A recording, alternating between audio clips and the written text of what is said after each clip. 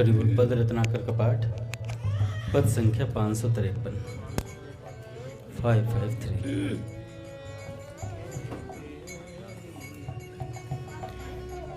हे प्रियतमे राधिके तेरी महिमानुपम अकथ अनंत।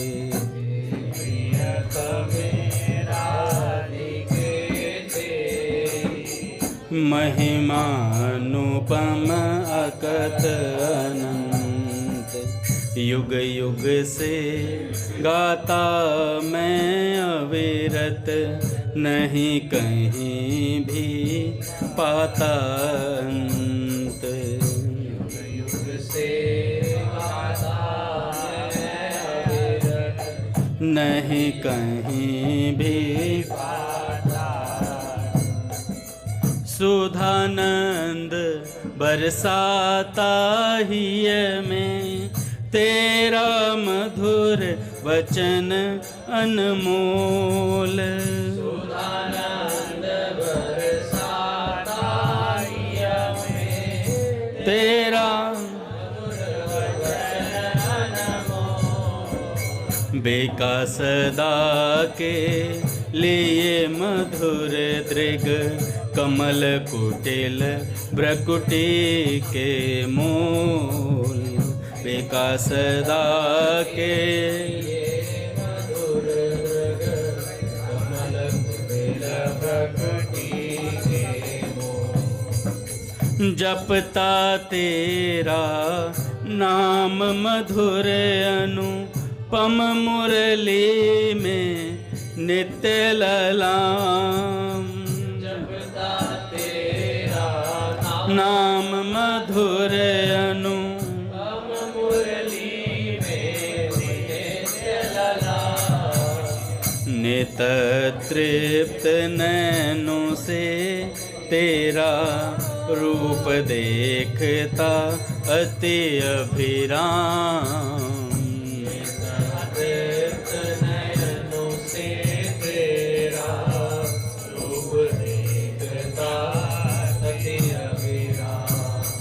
कहीं ना मिला प्रेम शुचि ऐसा, कहीं ना पूरी मन की आस। कहीं ना मिला प्रेम शुचि ऐसा, कहीं ना पूरी मन की आस। एक तुझी को पाया मैंने, जिसने किया पूर्ण अभिलाष।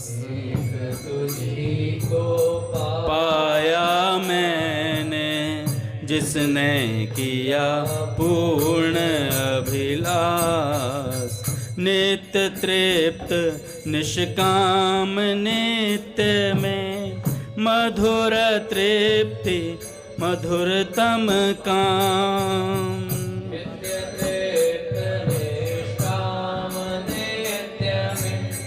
मधुर तृप्ति मधुरतम काम। तेरे दिव्य प्रेम का है यह जादू भरा मधुर परिणाम। तेरे दिव्य प्रेम का है यह जादू भरा मधुर परिणाम। राधा राधा राधा राधा राधा राधा राधा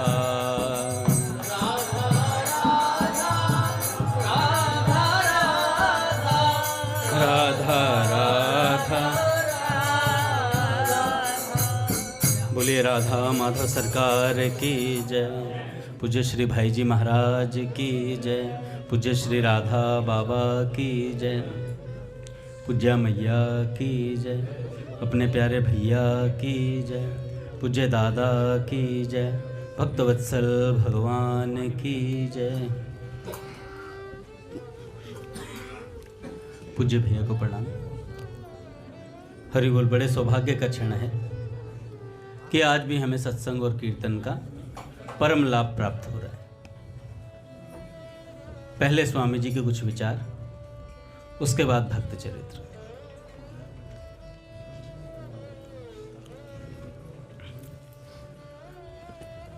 स्वामी जी महाराज कहते हैं, कई लोग अक्सर कहा करते हैं कि हमारे भाग्य में भगवान का नाम लेना लिखा नहीं है। तो स्वामी जी कहते हैं, सज्जनों अभी नाम जप करके अपना नाम लिखा लो। अभी नाम जप करके अपना नाम लिखा लो, इसमें देरी का काम नहीं है। नाम जप का दफ्तर हर समय खुला रहता है। कभी जपो, दिन में, रात में, सुबह में, शाम में, संपत्ति में, विपत्ति में, सुख में, दुख में आप भगवान का नाम लें तो आपका नाम अभी लिखा जाएगा नाम लेने वालों में। नाम की पूंजी एकत्रित हो जाएगी। अब नाम को भूल ना जाएं, इस बात का ख्याल रखना। उसके लिए एक उपाय बताएं, आप लोग ध्यान देकर सुनें। आप लोग मन ही मन भगवान को प्रणाम करके उनसे यह प्रार्थना करें, हे नाथ मैं आपको भूलूं नहीं, हे प्रभु मैं आपको भूलूं नहीं। ऐसा मिनट मिनट, आधे आधे मिनट में आप कहते रहो। नींद खुले तब से लेकर नींद आ जाए तब तक आप बार बार भगवान से कहो, हे प्रभु मैं आपको भूलूं नहीं। ऐसा कहते रहो, राम राम राम कहते हुए साथ में बीच बीच में कहते रहो, हे नाथ मैं आपको भूलूं नहीं। क्या कहते रहो? हे नाथ मैं आपको भूलूं नहीं। जब आप राम राम राम कह रहे हैं, राम राम राम कहते हुए भी मन में दूसरी बातें याद आती हैं बीच बीच में। जब नाम जप करते हैं तो बीच बीच में दूसरी बातें याद आती हैं।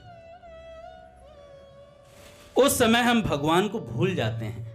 तो भगवान से कहो, हे नाथ मैं आपको भूलूं नहीं, हे प्रभु मैं आपको भूलूं नहीं, हे नाथ मैं आपका नाम लेता रहूं और मैं आपको भूलूं नहीं। भगवान से ऐसी प्रार्थना करते रहो तो भगवान की कृपा से यह जो बीच बीच में भूल होती है ये मिट जाएगी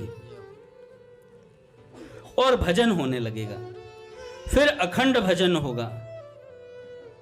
ताली लागी नाम से, पढ़ो समंद से नीर, समंद से सीर। भगवान के नाम की धुन लग जाएगी। फिर आपको भीतर स्मरण करने का परिश्रम नहीं करना पड़ेगा। स्वतः ही भगवान की कृपा से भजन चलेगा। परंतु पहले आप नाम लेने का प्रयास करेंगे, चेष्टा करेंगे और भगवान से प्रार्थना करेंगे तो ये बात निश्चित हो सकती है। स्वामी जी कहते हैं, मुझे तिथि सही से याद नहीं, मैंने एक संत का पत्र पढ़ा था जो कि उन्होंने अपने प्रेमी के प्रति दिया हुआ था। एक संत का पत्र छोटा कार्ड पे पहले लिखकर भेजा करते थे, तो ऐसा पोस्ट कार्ड था, उस पे लिखा हुआ था। 1-2 पैसे के कार्ड तो मैंने भी कई बार समाचार पढ़ा। 1-2 पैसे के कार्ड में अपने सेवक के प्रति उन्होंने लिखा था। एक संत ने अपने सेवक के लिए लिखा था। क्या लिखा था कि एक नाम छूट जाए तो इतना काल, समय अगर खाली चला जाए तो जैसे ब्याया हुआ लड़का मर जाता है उससे भी ज्यादा शोक होना चाहिए व्यक्ति को।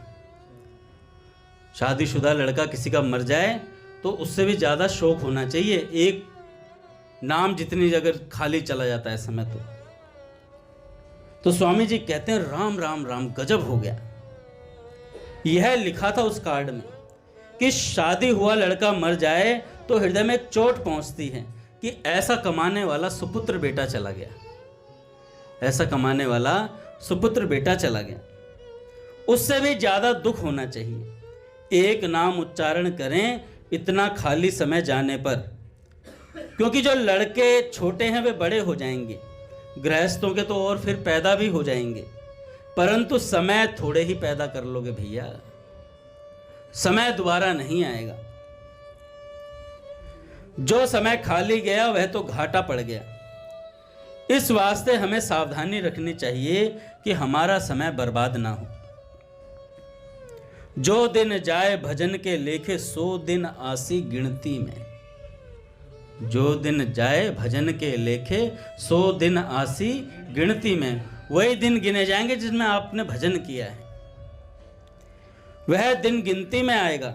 बिना भजन के जो समय गया उसकी कोई कीमत नहीं, वह तो बर्बाद हो गया। बड़ा भारी नुकसान हो गया सज्जनों, घाटा लग गया बड़ा भारी। तो अब तक जो समय संसार में लग गया वह तो लग ही गया, अब सावधान हो जाओ सज्जनों। भाइयों बहनों, दिन में थोड़ी थोड़ी देर में देखो कि हमें भगवान का नाम याद है कि नहीं। घर में जगह जगह भगवान का नाम लिख दो, याद करो। भगवान की तस्वीर इस भाव से सामने रख दो कि हमें भगवान याद आते रहें। हमें भगवान को याद करना है। घर में भगवान का चित्र रखो, पर इस भावना से रखो कि तस्वीर पर हमारी दृष्टि पड़ते ही हमें भगवान याद आ जाएं। ऐसे भाव से रखकर सुंदर सुंदर भगवान के नाम लिख दो। लिखे कैसे? अब तो चिट मिलती हैं, गीता प्रेस से मिल जाएंगी। राम नाम हे मेरे नाथ मैं आपको भूल, वो लगा लें। इस बात की चिंता ना करें कि घर का इंटीरियर खराब हो जाएगा, लुक एंड फील खराब हो जाएगी। हमारे गिरधर से बात कर लें, बढ़िया डिजाइन करके देंगे, आपके घर की थीम के अनुसार देंगे डिजाइन करके। तो कई लोग यही सोचते हैं कि अरे यार लुक खराब हो जाएगी घर पे। राम नाम तो मरे पे लेते हैं, मरने पे ही ले लेंगे फिर तेरे मरने पे ले लेंगे फिर। तो घबराए नहीं, ऐसा भाव रखकर मन में सुंदर सुंदर भगवान के नामों को दीवारों पर लिख लें, जिससे भगवान के नाम की याद आ जाए। सज्जनों, एक ऐसे गृहस्थ को मैंने देखा, मैं उनके घर गया। स्वामी जी कहते हैं कि सीढ़ी उतरते हैं तो भगवान का नाम लिखा हुआ है, सीढ़ी से ऊपर चढ़ते हैं तो सामने नाम लिखा हुआ है, जहां घूमते फिरते हैं वहां नाम लिखा हुआ है। वे नाम इस वास्ते लिखे कि मैं भूल ना जाऊं, प्रभु के नाम की याद आती रहे। ऐसी सावधानी रखो सज्जनों, यह असली काम है, असली बड़ा भारी लाभ है इसमें। क्योंकि भक्ति कठिन करूरी जान, इसमें नफा घना नहीं हाण। इसमें नुकसान है ही नहीं भैया, केवल नफा ही नफा, फायदा ही फायदा, बस फायदा ही फायदा। इस प्रकार अपना सब समय सार्थक बन जाए, एक भी सांस खाली ना जाए भगवान के नाम के भी। संसार के भीतर जो समय खाली चला गया तो बड़ा भारी नुकसान हो गया। दादू जी महाराज कहते हैं, दादू जैसा नाम था तैसा लीना ना है। ये वो कह रहे हैं जो 22 घंटे भजन करते थे। अंत समय में शरीर जाने लगा, देह हलावा हो रहा, हौस रही मन माए, कि एक हवस रह गई। 22 घंटे जपने वाला कह रहा है व्यक्ति कि मेरे मन में एक हवस रह गई कि मैं और भगवान का नाम जपता, और नाम जपता। तो शिष्यों ने भैया क्या किया, बाद में ना खीरा दिया। कोई दादू जी महाराज कुछ लेते नहीं थे, तो संतों जो उनके शिष्य थे उन्होंने खीरा दिया काट के, महाराज थोड़ा सा खीरा पालो। तो उन्होंने पाया नहीं, सिर्फ अपने होठ से लगा करके वापस दे दिया शिष्यों को। तो जिन शिष्यों ने वो पाया तत्काल भगवत प्राप्ति हुई उन्हें। ऐसा भगवान नाम जपने वाले संत का प्रभाव होता है। तो दादू जी कहते हैं भैया भगवान का नाम और लेते, जैसे धन कमाने वाले का लोभ जागृत होता है, उसके पास लाखों करोड़ रुपए होने पर भी उसके मन में आती रहती है 1 लाख की सैलरी 2 हो जाए बस किसी तरीके से, जिसके 2 आ रहे वगैरह 4 हो जाए, और जिसके 50 लाख आ रहे वगैरह 1 करोड़ हो जाए। भूख मिटी नहीं रही है, तो भूख कैसे मिटेगी? भूख भगवान नाम से मिटेगी। कोई ऐसी वस्तु है ही नहीं संसार में जो हमारी भूख को मिटा दे, क्योंकि जीवात्मा की जो भूख है वो भगवान की प्राप्ति है। ये वो लेकर के पैदा हुआ है, ये भूख रहती है उसके मन में। पर वो क्या करता, दूसरे पदार्थों से तृप्ति करने की कोशिश करता रहता है, उसका इसमें सुख, इसमें सुख। तो सुखी कौन? सुखी राम के दास। सुखी कौन है? सुखी राम जी के दास हैं भैया। तो स्वामी जी कहते हैं यदि भगवान में लग जाओगे तो नाम का वैसे लोभ लगेगा जैसे संतों ने प्रार्थना की है, हे भगवान हमारी एक जीभ से नाम लेते लेते तृप्ति नहीं हो रही है, इस वास्ते हमारे हजारों जिह्वाएं हो जाएं, जिनसे मैं आपका नाम लेता रहूं प्यारे। उनकी ऐसी नाम की लालसा बढ़ती ही चली जाती है। मेरे एक सज्जन मिले थे, स्वामी जी कहते हैं मुझे एक सज्जन मिले थे जो मेरे से कहते थे कि मैं राम राम राम राम जपता हूँ तो मेरे को राम नाम का चक्कर दिखाई देता है चारों तरफ। ऐसा लगता है जैसे हमने पिक्चर देखी थी तुलसीदास जी महाराज का चरित्र देखा था टीवी पे। तो तुलसीदास जी महाराज अपने गुरु जी के सामने जाते हैं, तो जब उनकी लौ लग जाती है भगवान से तो उनको चारों तरफ आकाश में राम राम शब्द दिखाई देते हैं, राम राम राम। तो ये संत कहते हैं मुझे ऐसा चक्कर दिखाई देता है, पास में चारों तरफ 10 दिशाओं में भगवान का नाम दिखता है। पृथ्वी देखता हूं तो कण कण में नाम दिखता है, राम राम लिखा हुआ दिखता है। कोई जमीन खोदता है तो उसके कण कण में नाम दिखाई देता है। मेरी ऐसी वृत्ति हो रही है कि सब समय, सब जगह, सब देश, सब काल, सब वस्तु और संपूर्ण व्यक्तियों में राम नाम परिपूर्ण हो रहा है। यह कितनी विलक्षण बात है, कितनी अलौकिक बात है। तो सज्जनों, ऐसा राम नाम का चस्का लग जाए तो काम बन जाए। दक्षिण में पंढरपुर है, वहां नामदेव जी महाराज कहते हैं ज्ञान देव जी, सोपान देव जी आदि कई नाम जापक संत हुए। बड़े विचित्र उनकी वाणी है। वहां दक्षिण में चौखा मेला नाम का एक चमार था, वो विट्ठल विट्ठल विट्ठल ऐसे नाम जपा करता था। पंढरपुर के पास ही एक मंगलबेड़ा गांव है, उसी गांव में वह रहता था। वहां एक मकान बन रहा था, उस मकान में चौखा मेला काम कर रहा था। मजदूरी करके वह अपनी जीविका चलाता। अचानक वह मकान गिर पड़ा। मकान बहुत बड़ा था, गिर गया। उसमें चौखा मेला जी दब गए। उसके साथ कई आदमी दबकर मरे। उनको उसमें से निकालने लगे तो निकालते निकालते कई महीने लग गए, इतना मलबा था। उन सबको निकाला तो उनकी केवल हड्डियां पड़ी मिली। अब किसकी कौन सी हड्डी है ये पता नहीं, पहचान कैसे हो। अब चौखा मेला जी की हड्डियों की पहचान कैसे हो, तो शायद नामदेव जी ने कहा कि भाई उनकी हड्डियों को कान में लगाकर देखो, अगर विट्ठल विट्ठल विट्ठल आवाज आए तो समझ लेना ये चौखा मेला जी की हड्डियां हैं। तो ऐसा नाम में प्रवेश था उनका। कितने आश्चर्य की बात है, मरने के बाद भी हड्डी से नाम निकलता है। भगवान का नाम लेते लेते भक्त नाम में ही हो जाते हैं। बस सब लोग इसमें गलतान हो जाओ, इस नाम में तल्लीन हो जाओ। तत्परता से नाम लेने वाले ऐसे संत हुए हैं। स्वामी जी महाराज एक जगह उदाहरण देते हैं भैया कि जब बुखार हड्डियों में प्रवेश कर सकता है तो भगवान नाम है, ये क्यों नहीं प्रवेश कर सकता हड्डियों में? ये भी कर जाता अगर तल्लीनता हो।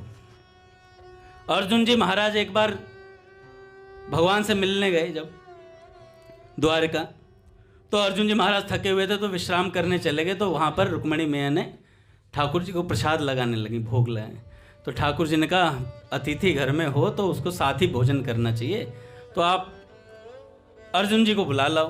तो रुक्मणी जी ने कहा कि आप शुरू करो, मैं लेकर के आती हूँ। तो भीतर गए तो अर्जुन जी महाराज सोए हुए आराम से, और नींद में उनके रोम रोम से नाम उछल रहा है, कृष्ण कृष्ण कृष्ण, और वो भी इस धुन में निकल रहा है जैसे कोई कीर्तन कर रहा हो। जैसे गोपांगनाओं के लिए अगर वो रुदन भी करती हैं तो एक स्वर में करती हैं।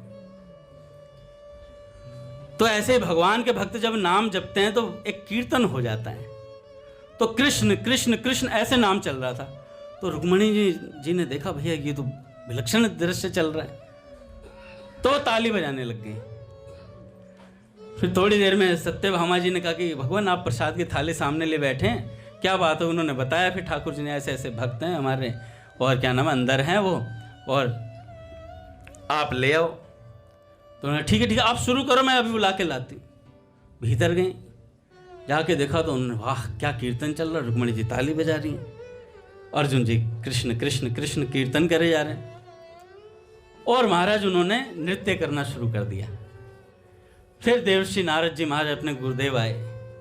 फिर ऐसा सुना है कि ब्रह्मा जी शंकर जी सब आ गए थे महाराज, और एक ऐसा इंद्र भगवान भी आए, मृदंग लेकर पहुंच गए, और ताबड़तोड़ कीर्तन हो रहा है अंदर। ठाकुर जी कह रहे जो जा रहा भीतर आ ही नहीं रहा है।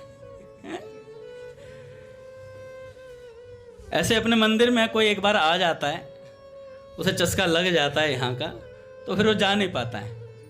घर वाले सोचते हैं यार ये 11 बजे तक कौन सा मंदिर है, 11 बजे तक कौन सा मंदिर जो 11 बजे रात तक चलता रहता है। उन्हें ये नहीं पता ये 4 बजे तक भी चलता है। पूरी डिटेल ली नहीं है।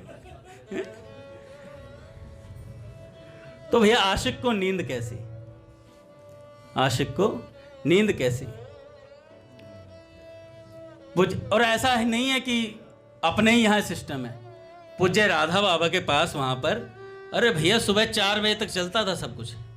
घनश्याम दास ठाकुर जी को पास में बिठा लेते थे और अपनी निज अनुभूतियाँ बाबा कहा करते थे, धड़ाधड़ बोलते रहते बाबा। और 4 बजे कहते ठाकुर जाओ तैयार होके आ जाना, आरती होगी अभी थोड़ी देर, थोड़ा आराम कर लो। अब उसमें आराम करूं या नहा के आऊं? कोई पूछते नहीं थे महाराज उस समय। बाबा से ये कहने की हिम्मत किसी की नहीं थी कि बाबा मैं नहीं आ पाऊंगा, मैं थक गया हूं। तो जब चले गए ठाकुर जी तो पलंग के सहारे ऐसे बैठ गए थोड़ी देर, और उन्हें हल्की सी झपकी आ गई तो आधा घंटा वो चित हो गए। तो वहां से भेजा बाबा ने कि जाओ ठाकुर को लेकर के आओ। तो ठाकुर जी पहुंचे तो ठाकुर जी से बाबा ने कहा कि ठाकुर लेट कैसे हो गए? बाबा थोड़ा नींद आ गई थी। तो बाबा ने कहा ठाकुर आशिक को नींद कैसी। इतना बोला और महाराज सारे ही ऐसे थे वहां पर वाटिका में। कोई मेरे को तो लगता कोई सोता ही नहीं होगा, क्योंकि बाबा पूरी पूरी रात जगाए रखते थे। सुबह फिर 6 बजे, उस समय 6 बजे गिरिराज जी की परिक्रमा होती थी, सुबह 6 बजे। और शाम तक का कार्यक्रम सेट रहता था कि इतने बजे यहाँ पहुँचना, यहाँ सत्संग होगा, बाबूजी की समाधि के पास यहाँ बैठ के सत्संग होगा, इतने घंटे घंटे का तो कोई नियम नहीं था वहाँ पे। 2 घंटे चलेगा, 4 घंटे चलेगा, वो तो बाबा की इच्छा तक होता था। जब तक बाबा मूड में रहेंगे तब तक बोलते रहते थे। आज मैं सुनाता हूँ अभी आपको, पूज्य बाबा की पुस्तक है परिवार के मुखिया।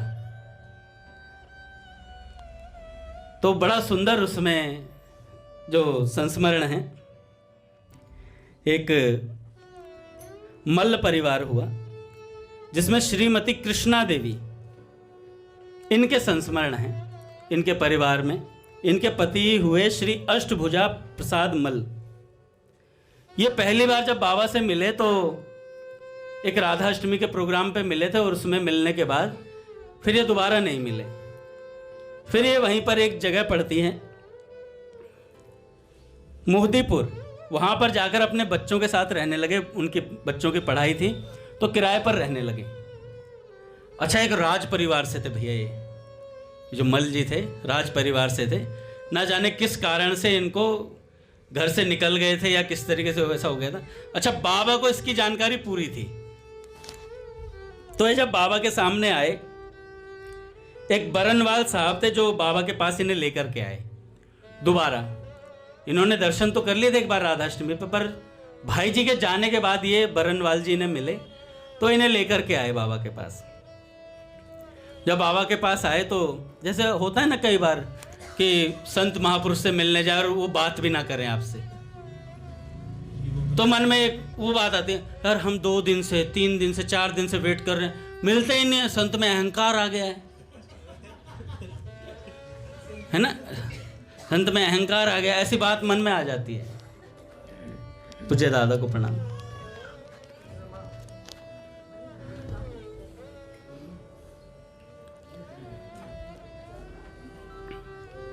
तो जो मल्ल जी थे वो अपनी पत्नी को लेकर के आए, तो बाबा के सामने बैठे। तो पहले दिन क्या हुआ कि जब परिक्रमा होती तो बाबा उस समय क्या करते थे, दलिया लेते थे बिना नमक का, और दलिया को लेने के बाद प्रसाद वितरण होता था। दादा वो मल्ल साहब थे तो उनकी पत्नी और वो दोनों मिलने के लिए आए बाबा से।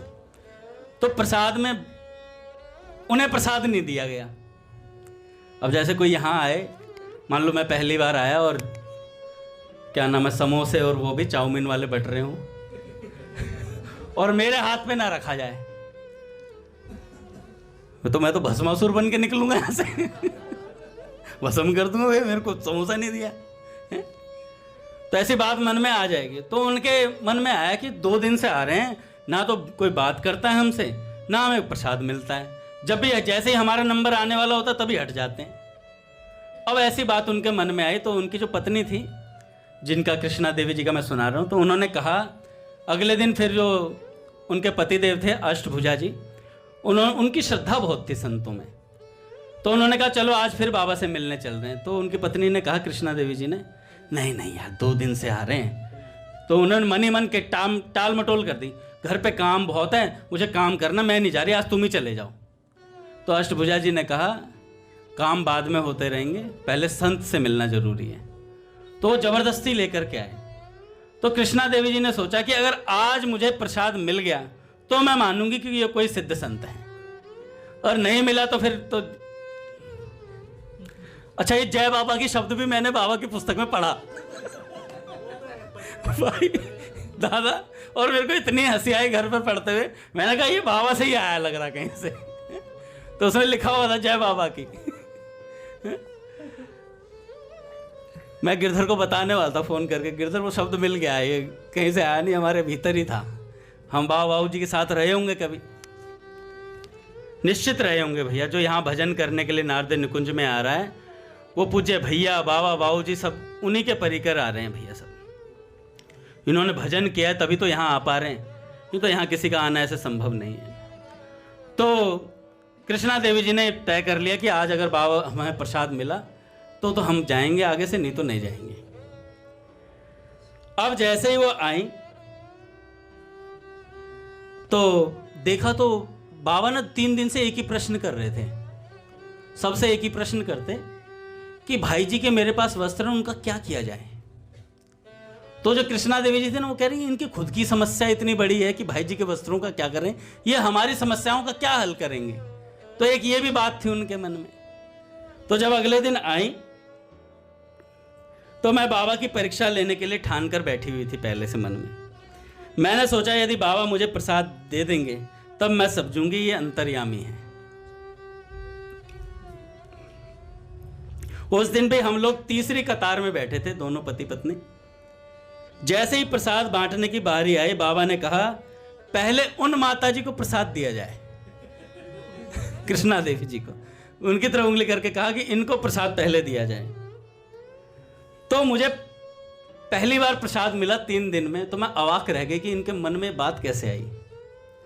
फिर बाबा ने मेरे पतिदेव से पूछा महाराज आप कहां से आते हैं। तो उन्होंने बताया कि ऐसे ऐसे हम एक जगह किराए पे रहते हैं। तो उन्होंने कहा नहीं नहीं असली पता बताओ कहां से आते हो। तो उन्होंने आसपास के एक जगह का नाम लिया, कह रहे नहीं नहीं नहीं ये भी नहीं है तुम्हारा ओरिजिनल एड्रेस।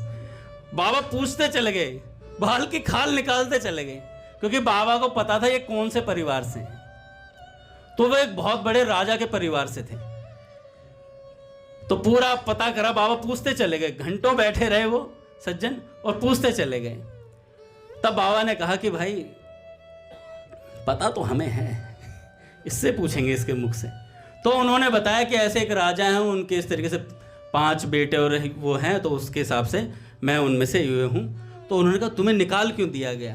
कह रहे बस ऐसी परिस्थिति बनी। तो बाबा ने कहा कल फिर आना, कल हम आपसे अकेले में बात करेंगे, कल हम आपसे अकेले में बात करेंगे।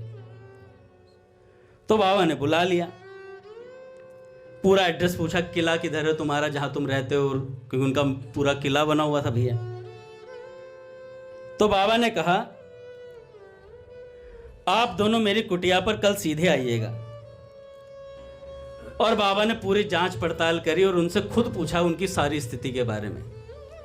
जब सारी स्थिति जान ली तो बाबा ने कहा मैं जानता था कि आप राजा साहब हैं, आप मामूली व्यक्ति नहीं, आप राजा साहब है। किसी परिस्थिति के कारण आपकी ऐसी दुर्दशा है तो हम तो आपको राजा साहब ही मानेंगे, चाहे आपकी परिस्थिति कैसी भी हो।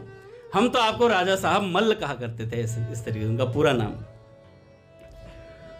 तो बाबा बोले आज से राजा मल्ल ही हैं आप हमारे लिए। तो कृष्णा देवी जी कहती हैं कि मेरे मन में यही आती है कि त्रेता में राम जी ने लंका विजय से पहले ही विभीषण को आशीर्वाद दे दिया था, लंकेश कह दिया था। ऐसे हमारे बाबा ने हमें सीधा राजा बोल दिया कि तुम राजा ही हो। तो मेरे तो एक ही पंक्ति मन में आती है बार बार कि दरबार में राधा रानी के दुख दर्द मिटाए जाते हैं, दुनिया के सताए लोग यहाँ सीने से लगाए जाते हैं। एक दिन बाबा परिक्रमा लगा रहे थे, सुबह 6 बजे का टाइम था। तो परिक्रमा के बाद बाबा ने बोला कि मैया तू बता तू क्या चाहती है। तो उन्होंने कहा कि बाबा आप मिल गए तो मुझे और क्या चाहिए। तो बाबा ने कहा ये बात तो ठीक है,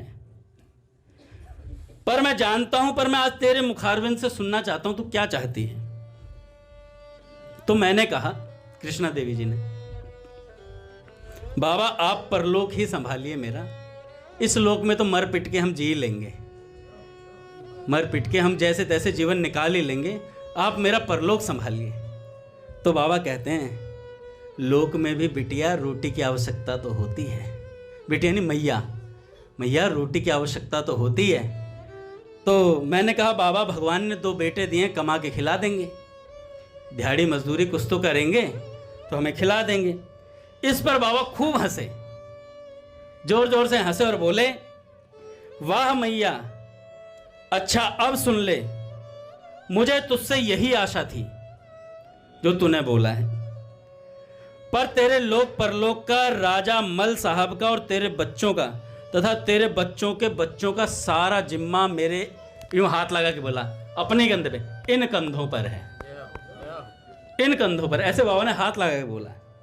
फिर बोले मैया मैं तेरे पीछे पड़ा रहूंगा, मैया मैं तेरे पीछे पड़ा रहूंगा, जैसे बकरियों का चरवाहा एक लकड़ी लेकर उनके पीछे पड़ा रहता है, राम जी के पास तक की तेरी पूरी जिम्मेवारी मेरे पास है, वो तुझे राम जी तक पहुंचा के रहूंगा। ऐसा बाबा ने जिम्मा ले लिया। अच्छा बता तुझे अपने पिछले जन्म की कुछ याद है। तो मैया ने कहा नहीं बाबा हमें तो याद नहीं। तो बाबा कहते हैं आज से 60 जन्म पहले मैं तेरा बेटा था,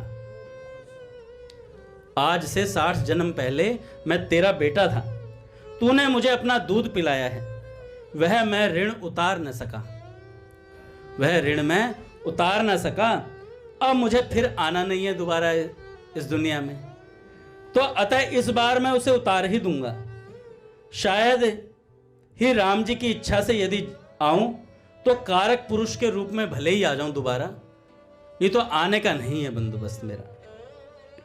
रही भजन की बात तो अपनी छाती ठोक कर बाबा बोले मैया तेरा यह पूत बड़ा कमाऊ है, तेरा यह पूत बड़ा कमाऊ है। जिस माँ को बेटे के रहते हुए कमाना पड़े उस बेटे को चुल्लू भर पानी में डूब मरना चाहिए, ऐसा बाबा ने कहा। अब तू केवल ठूस ठूस कर खा। और दूसरा शब्द बोला उन्होंने, फो फो कर कर सो। ठूस ठूस कर खा और फो फो कर कर सो। बड़ी हंसी आई। कृष्णा देवी जी कहते हैं कि अपने कमाऊ पूत के अभिनय पर मुझे बड़ी हंसी आई। और उसी दिन से शुरुआत हो गई लौकिक संभाल की भी। उस दिन से लौकिक संभाल भी शुरू कर दी बाबा ने मेरी संभाल की 2 घटनाएं तो एक दो घटनाओं तो लिखूं, अनंत घटनाएं हैं। हर पल उनकी व्यवस्था ऐसी थी कि मेरा पूरा परिवार उन्होंने संभाल लिया। एक दिन बाबा ने पूछा क्या तुम्हारी बुआ जी मांस खाती हैं, क्योंकि वो जिस कोठी में रहा करती थी उनकी बुआ जी की कोठी थी। तो उन्होंने कहा तुम्हारी बुआ जी मांस खाती हैं। तो मैंने हाँ बोल दिया। बाबा बोले आज से तुम लोग उस कोठी में अन्न नहीं खाओगे, आज से तुम लोग उस कोठी में अन्न नहीं खाओगे। मेरे कहने पर बाबा हम लोग घर से पूड़ी बनाकर लाते हैं और कुछ चावल दाल भी साथ में लाते हैं। तो बाबा ने कहा वो चावल दाल मुझे दे दे, उसकी भिक्षा मैं पाऊंगा, पर आज के बाद तुम्हारा सारा बंदोबस्त यहीं पर। मैया तू अपना लाया चावल मुझे दे दे, मैं खिचड़ी बनाकर खाऊंगा। तू रोज जितने दिन रहेगी मेरे पास, शाम को मेरे साथ भिक्षा में सपरिवार खाएगी। और सुबह जब परिक्रमा के बाद चाय बनती है, उसके बाद सारा भोजन नाश्ता सब मेरे यहाँ होगा तेरा। दोपहर का भी यही होगा तुम्हारा। उन दिनों परिक्रमा 6 बजे होती थी। तो भैया फिर अपने ही पास बैठाकर बाबा कलेवा कराते। दोपहर में भी टिफिन रसोई घर से मंगाकर मुन्नी दीदी से परसवा कर भोजन कराते मुझे। पट खोलेंगे महाराज। श्री राम जय जय राम।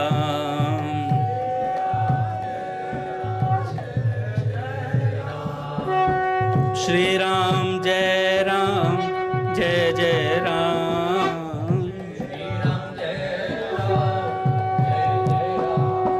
श्री राम जय जय राम।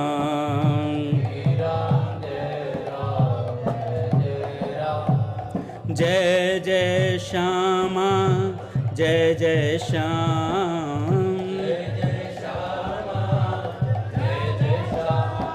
जय जय श्री वृंदावन धाम।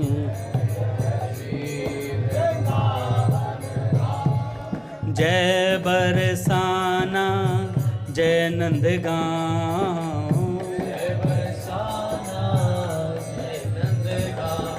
पावन राधे तेरो नाम।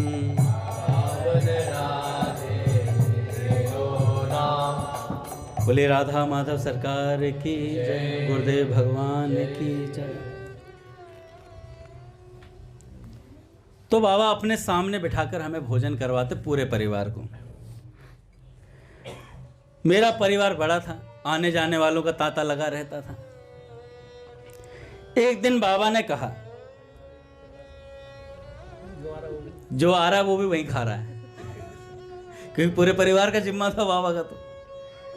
तो एक दिन बाबा ने कहा, मैया तू खूब ठूस ठूस कर खाया कर। मैं अपने सामने इसलिए खिलाता हूं कि एक एक ग्रास में तुझे कुछ दूं, एक एक ग्रास में तुझे कुछ दूं। और तू यह सोच रही है कि सेठ लोगों का अन्न खाती हूं, तो ये सेठ लोग मुझे क्या खिलाएंगे? फोगला जी की तरफ कहकर कहते हैं, ये सेठ लोग मुझे क्या खिलाएंगे? इन्हीं को मैं खिलाता हूं, इन्हीं को मैं खिलाता हूं। फोगला जी को मैंने अपने 40 दिन का तप दिया है, 40 दिन का तप दिया है, तो ये मेरा खा रहे हैं सबके सब। एक दिन बाबा ने कहा, मैंने मां त्रिपुर सुंदरी की आराधना कर उनसे कुछ भी नहीं मांगा, अभी चाहूं तो सोने की बारिश कर सकता हूं। बाबा ने कहा, इस मौसम में ही लीची आम के वृक्षों में फल फूल आ जाएं, ऐसा सामर्थ्य रखता हूं। परंतु मेरी मैया, क्या तू चाहेगी कि तेरे बेटे का तप ऐसे ही व्यर्थ की चीजों पर खर्च हो? चाहूं तो आज यहीं भगवान प्रकट कर दूं। बाबा ने कहा, चाहूं तो आज यहीं भगवान को प्रकट कर दूं, तुझे दर्शन भगवान को देने ही पड़ेंगे, ऐसा सामर्थ्य है मेरे पास।